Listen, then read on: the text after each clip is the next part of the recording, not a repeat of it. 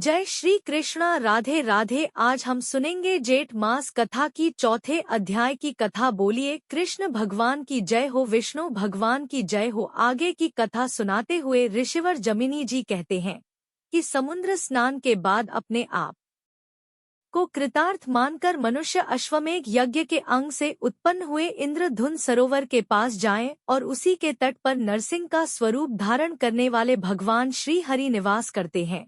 वह पर नरसिंह जी की पूजा करें, प्रार्थना करें और विधि पूर्वक स्नान करके कहें, हे भगवान नरसिंह, आपको नमस्कार है। आपके उत्तम क्षेत्र में आपके ही प्रसाद से राजा इंद्रजमन ने 1000 अश्वमेघ यज्ञ का अनुष्ठान किया है। प्रभु, उस यज्ञ के अंग से प्रकट हुए इस सरोवर में स्नान करने के लिए मुझे आज्ञा दे। इस प्रकार भगवान की प्रार्थना करने के बाद सरोवर के किनारे जाकर हाथ धोकर आचमन करके अंजलि बांधकर प्रार्थना कर, हे तीर्थ व अश्वमेघ यज्ञ के अंग भूत दान के लिए लाई हुई करोड़ों गायों के खुर से आपकी भूमि खोदी गई, उन गव के मूत्र, फेन और दान के जल से परिपूर्ण होने के कारण आप सबको पवित्र करने वाले हैं।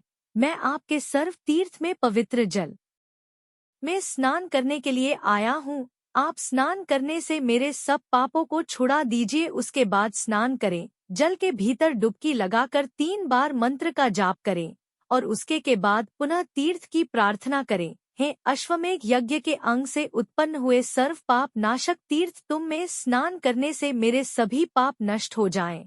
इस प्रकार 3 बार कहकर 3 बार जल में गता लगाए नरसिंह आकार धारी भगवान विष्णु का स्मरण करें, देवताओं, ऋषियों और पितरों का तर्पण करें। फिर पश्चिमा विमुख विराजमान भगवान नरसिंह के पास जाएं और अथर्व वेदों के मंत्र से उनकी पूजा करें।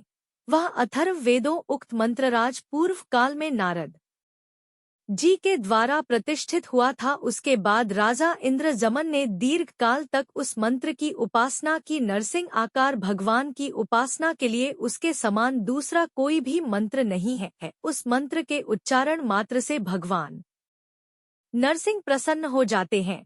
ब्रह्मा जी ने इसी मंत्र से काष्ठ विग्रहधारी जगदीश्वर की स्थापना की है। पूर्वोक्त उपचारों से और लाल जवा पुष्प और अन्यान्य सुगंधित पुष्पों से भगवान नरसिंह की पूजा करें। मिश्री और गाय का घी मिलाकर गो दुग्ध में तैयार की हुई खीर, घी में पकाकर बनाए हुए खांड और कपूर से युक्त मोदक, हलवा, घी में बने हुए पुए, नाना प्रकार के फल, शक्कर और दही मिलाए हुए चावल आदि नैवेद्य निवेदन करे। भगवान नरसिंह का दर्शन, चरण स्पर्श, नमस्कार और पूजन करके मनुष्य अपने मनोरथ को प्राप्त कर लेता है। फिर पूर्णिमा को प्रातःकाल पूर्वोदय में स्नान करके शुद्ध आहार का सेवन करें और इंद्रियों का संयम करते हुए भगवत प्रीति के लिए 5 दिनों तक केवल एक समय भोजन करें। उसके बाद मंदिर में प्रवेश करके मंच पर विराजमान पुरुषोत्तम श्री कृष्ण, बलभद्र जी और सुभद्रा जी का दर्शन करके मनुष्य सभी पापों से मुक्त हो जाते हैं। जो जेठ मास की अमावस्या को सर्व तीर्थ में कूप से लाए हुए सुगंधित जल के द्वारा स्नान कराए जाते हुए श्री हरि का दर्शन करता है, उसके तन मन में पा का संपर्क नहीं रहता। चतुर्दशी को तृण अथवा काष्ठ का सद्र एवं सुंदर मंच बनाकर हरी हरी घास वाली भूमि पर स्थापित करें। उसके ऊपर सुंदर चंदवा लगाकर उसे भली भांति सजा दे। नाना प्रकार की मणियों की माला से बंद दरबार बनावे और इस प्रकार मंच को स्थापित करके उसके दक्षिण भाग में कुएं से जल निकालकर कलश में भरकर शास्त्रों विधि से उन्हें शाला के भीतर रखें।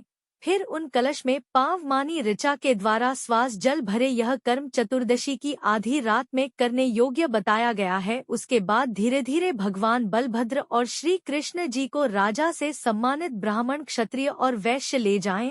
चावर और ताड़ के पंखे से उन पर निरंतर हवा करते रहे। भगवान के शरीर पर जो पहले से किया हुआ कच्चा लेप हो उसे नहीं छुड़ाएं। इस प्रकार सुगंधित लेप से प्रतिदिन भगवान का अंग पुष्ट हो वैसा प्रयत्न करे। भगवान को लेकर जाने वाले मनुष्य सावधान और सदाचारी हो, उन्हें ले जाकर मंच पर विराजमान करें और फिर शांति पूर्वक अधिवास कलशों के जल से समुद्र ज्येष्ठ मंत्र के द्वारा भगवत विग्रहों को स्नान करावे। यह स्नान दर्शन करने और अभिषेक करने वाले मनुष्यों को कृत्य करने वाला है। जो मनुष्य वहां खड़े होकर प्रसन्नता पूर्वक भगवान के ज्येष्ठ स्नान और यात्रा का उत्कंठा समुद्र में नहीं गिरते, श्री हरि के इस स्नान का दर्शन करने वाले पुरुष की जानबूझकर या अनजाने में की हुई अनादि संचित पाप राशि भी तत्काल ही नष्ट हो जाती है। स्नान दर्शन करने में जो पुण्य बताया गया है वही मंच पर विराजमान श्री हरि का दर्शन करने से भी प्राप्त होता है। हे ब्राह्मणों, वहां एक ही जगन्नाथ जी 3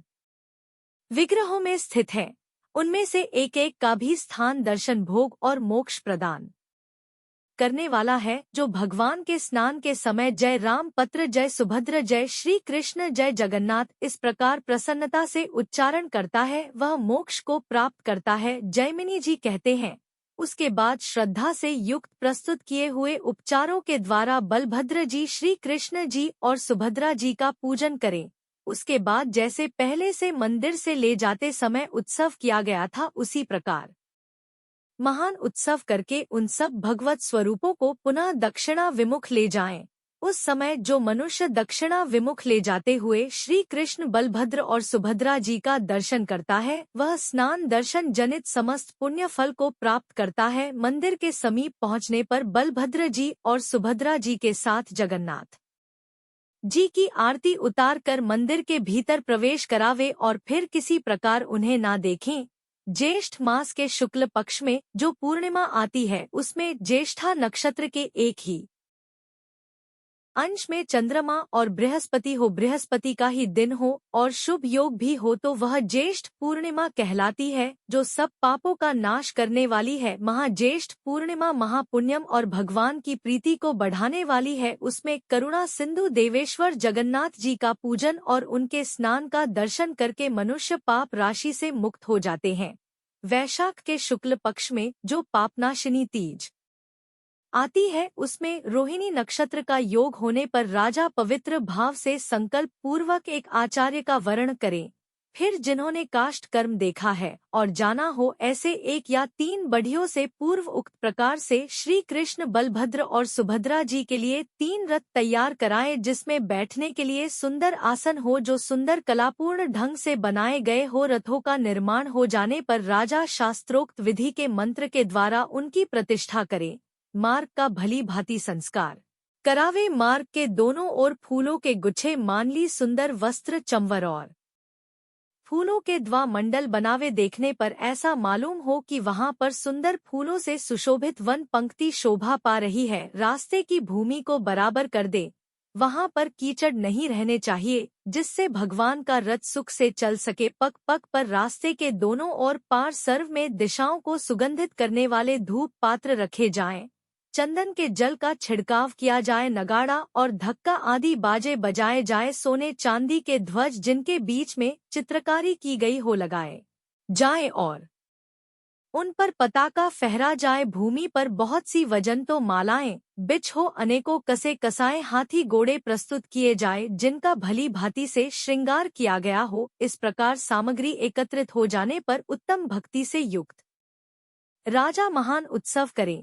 आषाढ़ महीने के शुक्ल पक्ष में पुष्य नक्षत्र से युक्त द्वितीय तिथि आने पर उसमें अरुणोदय के समय भगवान की पूजा करें। ब्राह्मणों, वैष्णव, तपस्वी और यतियों के साथ राजा स्वयं भी हाथ जोड़कर देवाधिदेव भगवान से यात्रा के लिए निवेदन करें। हे प्रभु, आपने पूर्व काल में राजा इंद्रधमन को जैसी आज्ञा दी है उसी के अनुसार रथ से गुण निचा मंडप के प्रति विजय यात्रा कीजिए। आपकी कृपा कटाक्ष पूर्ण दृष्टि से 10 दिशाएं पवित्र हो, स्थावर जंगम समस्त प्राणी कल्याण को प्राप्त हो। आपने यह अवतार लोगों के ऊपर दया की इच्छा से ग्रहण किया है। हे प्रभु, इसीलिए आप प्रसन्नता पूर्वक इस पृथ्वी पर चरण धरकर पधारी। इसके बाद कुछ लोग मंगल गीत गाएं, कोई जय जयकार करे, कोई मंत्रों का उपचार करे, सूत मागत आदि हर्ष में भरकर भगवान के पवित्र यश का गान करे। भगवान के दोनों पार्श्वों में स्वर्ण में दंड से सुशोभित व्यंजनों के पंक्ति धीरे धीरे ढलती रहे। कृष्णा गरु की धूप से संपूर्ण दिशाएं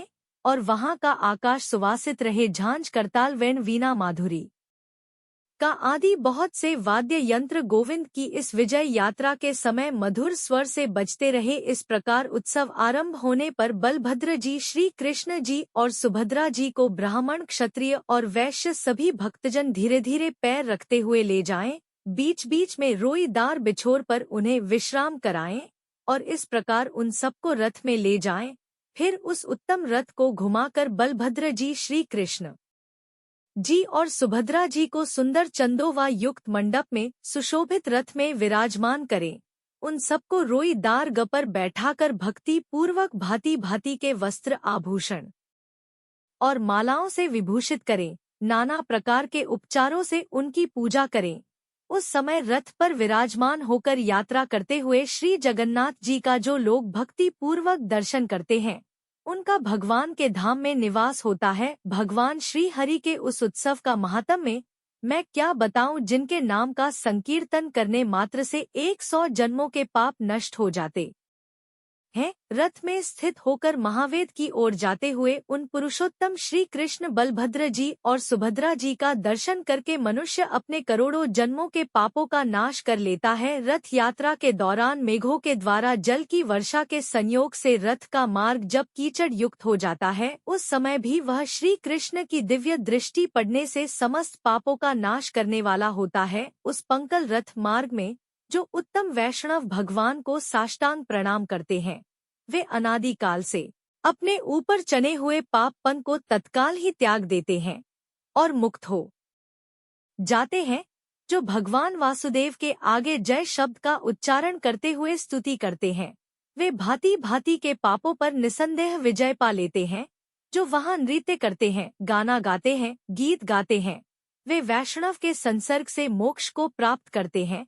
जो भगवान के नामों का कीर्तन करता है और रथ यात्रा में साथ साथ जाता है, गुंडीज नगर जाते हुए श्री कृष्ण की ओर देखकर भक्ति पूर्वक जय कृष्ण जय कृष्ण जय कृष्ण का उच्चारण करता है, वह माता के गर्भ में निवास करने का दुख कभी नहीं भोगता। जो मनुष्य रथ के आगे खड़ा होकर चव व्यंजन, फूल के गुच्छ और या वस्त्रों से भगवान पुरुषोत्तम को हवा करता है, वह ब्रह्मलोक में जाकर मोक्ष की प्राप्ति करता है। जो पवित्र सहस्त्र नाम का पाठ करते हुए रथ की प्रदक्षिणा करते हैं, वे भगवान विष्णु के समान हो जाते हैं और वैकुंठ धाम में वास करते हैं। जो मनुष्य भगवान श्री कृष्ण के उद्देश्य से दान देते हैं, उनका वह थोड़ा सा दान भी मेरु दान के समान अक्षय फल देने वाला होता है। जो भगवान के आगे रहकर उनके मुखारविंद का दर्शन करते हुए पग पग पर प्रणाम करते हैं, मार्ग की धूलि या कीचड़ में लौटते हैं, वे क्षण भर में ही मुक्ति रूपी फल को पाकर श्री कृष्ण के उत्तम धाम में जाते हैं।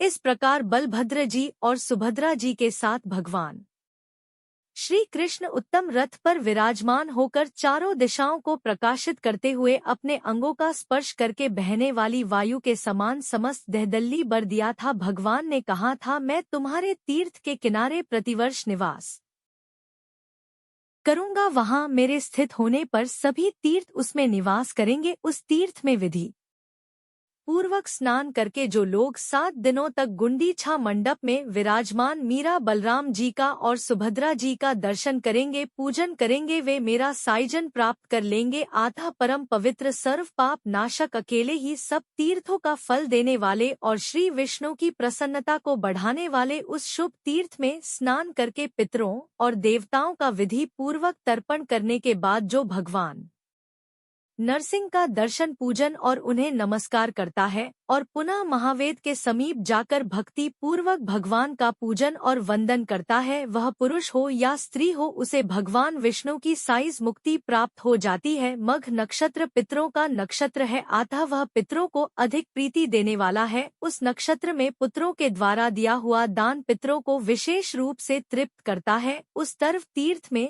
सरोवर के तट पर भगवान विष्णु के समीप नरसिंह जी और नीलकंठ के मध्यवर्ती अति पवित्र स्थान में यदि मनुष्य श्रद्धापूर्वक श्राद्ध करे तो अपनी 100 पीढ़ियों का उद्धार कर लेता है। आषाढ़ मास के शुक्ल पक्ष में पंचमी तिथि मघ नक्षत्र और जगन्नाथ जी का महावेद पर आगमन, यह तीनों योग यदि इंद्र धमन सरोवर पर प्राप्त हो तो वह पितरों को अक्षय प्रीति देने वाले होते हैं। है भाद्रपद मास की अमावस्या को अथवा चारों युगात तिथियों में, जो पितरों के उद्देश्य से अश्वमेधा संभूत इंद्र धमन सरोवर पर श्राद्ध करता है, उसका किया हुआ वह श्राद्ध सब पापों का नाश करने वाला होता है। 7 दिनों तक मौन भाव से तीनों काल स्नान करें और तीनों संध्याओं में भगवान का पूजन करें। गाय के घी से अथवा तिल के तेल से दीपक जलाएं और उसे भगवान के आगे रखकर रात दिन उसकी रक्षा करें। दिन में मौन रहे और रात में जागरण करके भगवत संबंधी मंत्रों का जाप करें। इस प्रकार 7 दिन बिताकर 8वें दिन प्रातःकाल उठकर प्रतिष्ठा करावे। इस व्रत राज का विधि पूर्वक पालन करके मनुष्य धर्म अर्थ काम और मोक्ष चारों पुरुषार्थ को अपनी रुचि के अनुसार प्राप्त करता है। 7 दिनों तक महारथ की भली भांति रक्षा करके 8वें दिन उन सभी रथों को पुनः दक्षिणा विभू कर दे और वस्त्र माला पताका और चा आदि से उनकी पुनः सजावट करे। आशाला नवमी को प्रातःकाल उन सब भगवत विग्रह को रथ पर विराजमान करे। भगवान विष्णु की यह दक्षिणा विमुख यात्रा अत्यंत दुर्लभ है। भक्ति और श्रद्धा से युक्त मनुष्य को इस यात्रा में प्रयत्न पूर्वक भाग लेना चाहिए। जैसे पहली यात्रा है उसी प्रकार यह दूसरी भी है। दोनों ही मोक्ष दैनी है। यात्रा और मंदिर प्रवेश यह दोनों मिलाकर भगवान का एक ही उत्सव माना गया है। यह पूरी यात्रा 9 दिनों की होती है। जिन लोगों ने 3 अंगों वाली इस यात्रा की पूर्णतः उपासना की है, उन्हीं के लिए यह महावेद संपूर्ण फल देने वाली होती है। गुंडीज मंडप से रथ पर बैठकर दक्षिण दिशा की ओर आते हुए श्री कृष्ण बलभद्र जी और सुभद्रा जी का जो दर्शन करते हैं,